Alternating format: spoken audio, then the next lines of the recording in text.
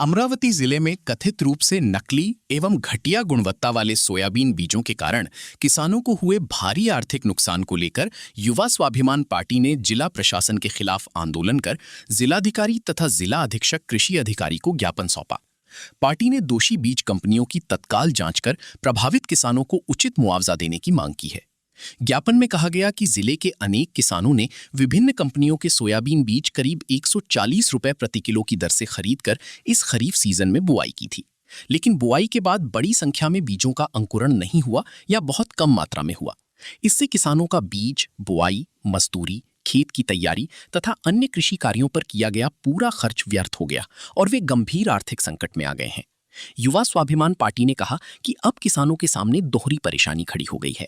आर्थिक नुकसान झेलना पड़ रहा है, वहीं दूसरी ओर दोबारा बुआई के लिए गुणवत्तापूर्ण बीज उपलब्ध होंगे या नहीं, इसे लेकर भी अनिश्चितता बनी हुई है। पार्टी ने प्रशासन से मांग की है कि जिले में बेचे गए संबंधित सोयाबीन बीजों की तत्काल जांच कर उनके नमूने प्रयोगशाला भेजे जाएं।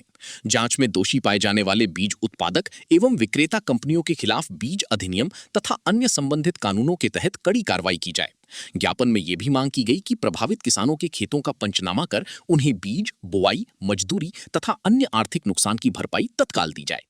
साथ ही पुनर्बुआई के लिए किसानों को गुणवत्तापूर्ण सोयाबीन बीज उपलब्ध कराए जाएं। युवा स्वाभिमान पार्टी ने चेतावनी दी कि यदि किसानों की समस्याओं का शीघ्र समाधान नहीं किया गया तो संगठन किसानों के हित में आगे भी आंदोलन तेज करेगा।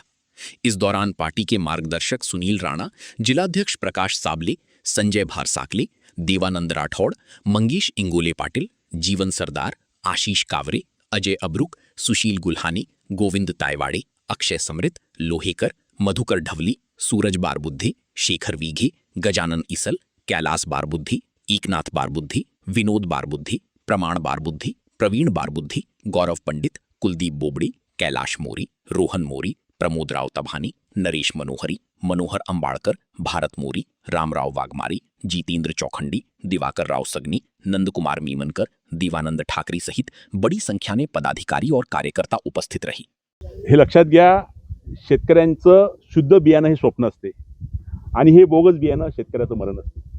या भूमिकेमध्ये आजचा आमच्या अमरावती जिल्ह्यात संबंध महाराष्ट्राचा शेतकरी आता या अवस्था वाईट झाली आहे आणि अमरावती जिल्ह्यामध्ये कमीत कमी आजच्या गेला जी 60 ते 70% पेरणी झाली, त्यामध्ये जे सोयाबीनची पेरणी झाली 100% त्या सोयाबीनमध्ये जवळपास 50% सोयाबीनचं बियाणं वेगळ्या कंपनीचं, हुतुतू असो, बाफना असो, ग्रीन गोल्ड असो, दप्तरी असो, कित्येक बियाणं पूर्णपणे बोगस निघालं।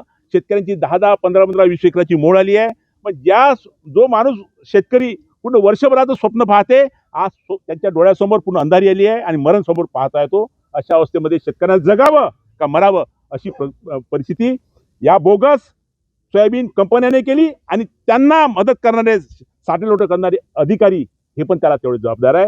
म्हणून आज आम्ही सर्व युवा स्वाभिमान पार्टीच्या नेतृत्वामध्ये, आमचे नेतृत्व सन्माननीय रविभाऊ राणा आमदार यांच्या मार्गदर्शनामध्ये आज आम्ही विभागीय कृषी सहसंचालक जा विचारायला आलो आहे की आमच्या जो शेतकरी, ज्या शेतकऱ्याला मोड आली आहे त्या शेतकऱ्याला बियाणं तर मिळालंच पाहिजे, पण बियाण्याचा जो खर्च आहे, पेराचा खर्च, आज टीकाकृतीनं पेरणी करतो 1000 रुपये टीकाकृती रोज द्यायला लागते, 500 रुपये बाईची मजुरी आहे, ट्रॅक्टरचा खर्च आहे आणि विषय म्हणजे जे त्याने 15 दिवसाआधी मृगनक्षात पेरणी करतो ते पेरणं लांब झालं तर यावेळेस घटून जातो।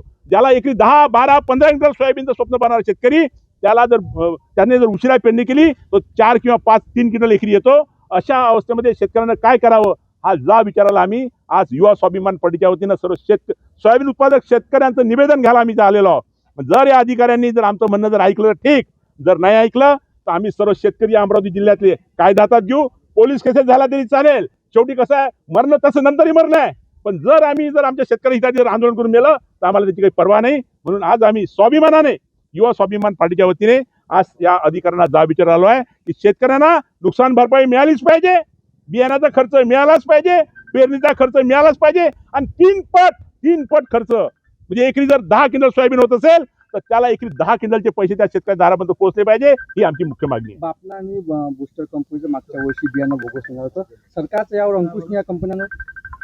सरकारचं या संदर्भात अंकुश आहे, परंतु मधली जे फळी आहे, मधले म्हणजे विविध कंपन्या आणि भ्रष्ट कृषी अधिकारी यांचा साठवण्यामुळे त्यांना अभय मिळाला जाते आणि त्या अभयामुळे शेतकऱ्याचं मरण होते आमची एवढीच मागणी आहे सरकारकडे, सन्माननीय मुख्यमंत्री महोदयाकडे, की तुम्ही या कृषीप्रधान महाराष्ट्रामध्ये जर शेतकरी जगवायचा जर असेल तर तुम्ही ताकदीने महाराष्ट्रातल्या, अमरावतीच नव्हे संपूर्ण महाराष्ट्रातल्या सोयाबीन उत्पादक शेतकऱ्यांना दिलासा दिला पाहिजे. कारण अधिवेशन सुरू आहे आता आणि अधिवेशना काळामध्ये सरसकट या मोड आलेल्या शेतकरी सोयाबीन उत्पादक शेतकऱ्यांना मदत केली पाहिजे. ही आमची मुख्य मागणी सन्माननीय मुख्यमंत्री महोदयांना.